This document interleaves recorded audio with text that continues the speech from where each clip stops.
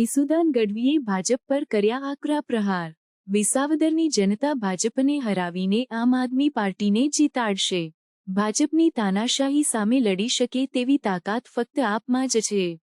વિસાવદરની પેટા ચૂંટણીમાં ગોપાલ ઇટાલિયા સૌથી મજબૂત ઉમેદવાર છે। આ ચૂંટણીમાં તમારું એક પણ મત વેડફો નહીં।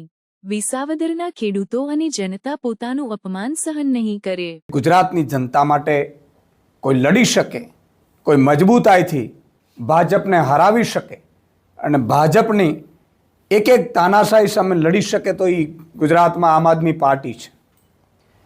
અને રહી વાત વિસાવદર સીટની, ગઠબંધન સીટની, અત્યારે ત્રણેય મજબૂતમાં મજબૂત કોઈ ઉમેદવાર હોય તો એ ગોપાલ ઇટાલિયા છે। જ્યારથી ગોપાલભાઈને ઉમેદવાર તરીકે જાહેર કર્યા છે ત્યારથી ભાજપના ખેમામાં સોંપો પડી ગયો છે। ભાજપ હંમેશા વિચાર કરતું હતું કે કયો ઉમેદવાર લડાવીએ અમે, અને અત્યારે આપ સૌ પત્રકાર બંધુઓને પણ ખબર છે કે વિસાવદરમાં એક તરફી માહોલ છે આમ આદમી પાર્ટીનો। અને વિસાવદરની જનતા ખમીરવંતી જનતા છે, ખેડૂતો સ્વમાની ખેડૂતો છે। ભાજપે વારંવાર ખેડૂતોનું અપમાન કર્યું છે, ત્યાંથી ધારાસભ્યોને ખરીદીને બેસાડીને, અને એ અપમાનનો બદલો લેવા માટે વિસાવદરની જનતા અને વિસાવદરના ખેડૂતો ત્યારે એક થયા છે। ત્યારે મારે કહેવાનું છે કે આમ આદમી પાર્ટી મજબૂતાઈથી લડશે વિસાવદરની ચૂંટણી અને વિસાવદરની જનતા ફરીથી ભાજપને હરાવશે અને આમ આદમી પાર્ટીને જીતાડશે।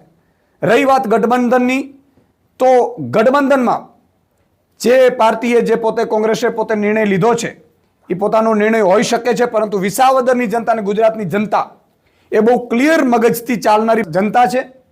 ગયા વખતે પણ ત્રણેય પાર્ટીઓ લડી હતી ત્યાં વિસાવદરમાં, કોંગ્રેસને માત્ર 12-14 હજાર વોટ જ મળ્યા છે।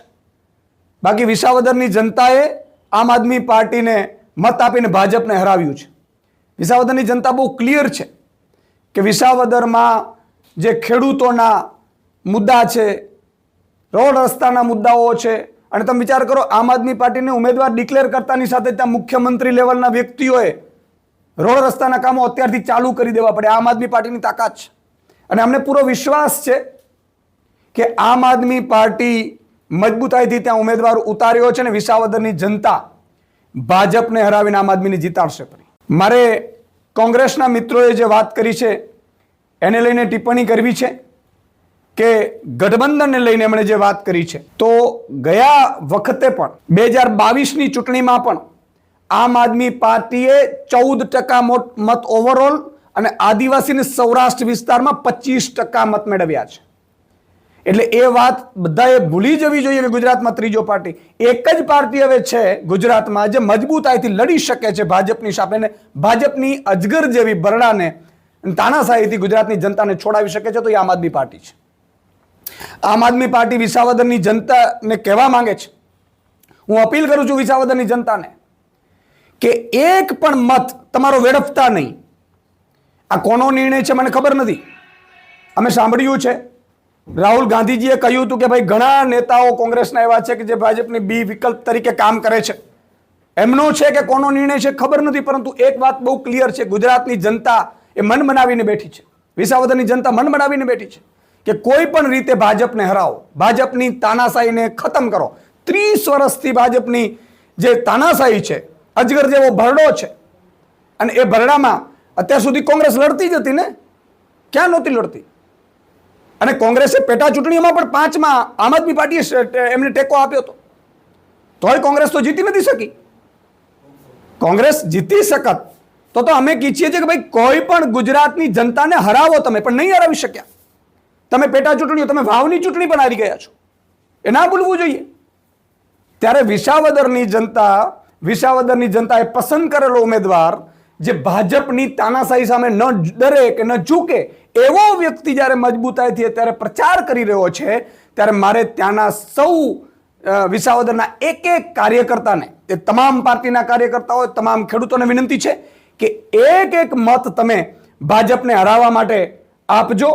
ભાજપની તાનાશાહીની જે ખેડૂતોનું અપમાન ભાજપે કર્યું છે વારંવાર તમારા ઉમેદવારોને ખરીદીને, એની સામે ભાજપને હરાવવા માટે આપજો, અને એ એક જ પક્ષ છે આમ આદમી પાર્ટી, એક પણ મત બીજે વેડફશો નહીં।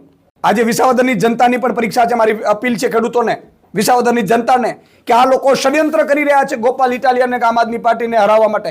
એ લોકો એવી કોશિશ કરી રહ્યા છે કે કઈ રીતે ભાજપ ફરી તમારો અપમાનનો બદલો તમે લઈ ન શકો એવો પ્રયાસ કરે. પરંતુ ભાજપને અહીંયાથી ખદેડી મૂકવાનો છે. અને ગયા વખતે આમ આદમી પાર્ટીને 66,000ની આસપાસ મત મળ્યા હતા. ત્રીજી પાર્ટી છે મને લાગે છે એને 12,000 થી 15,000 જ મત મળ્યા હતા. પણ એમાંય પણ મારી વિનંતી છે ત્યાંની વિસાવદરની જનતાને એક પણ મત વેડફતા નહીં આ વખતે. આ વખતે ભાજપને 20,000 મતોથી ત્યાં વિસાવદરની જનતા હરાવશે. અને ભાજપને હરાવવાની આ ચૂંટણી છે. ભાજપને પરચો દેખાડવાની આ ચૂંટણી છે. ખેડૂતોનો બદલો લેવાની આ ચૂંટણી છે.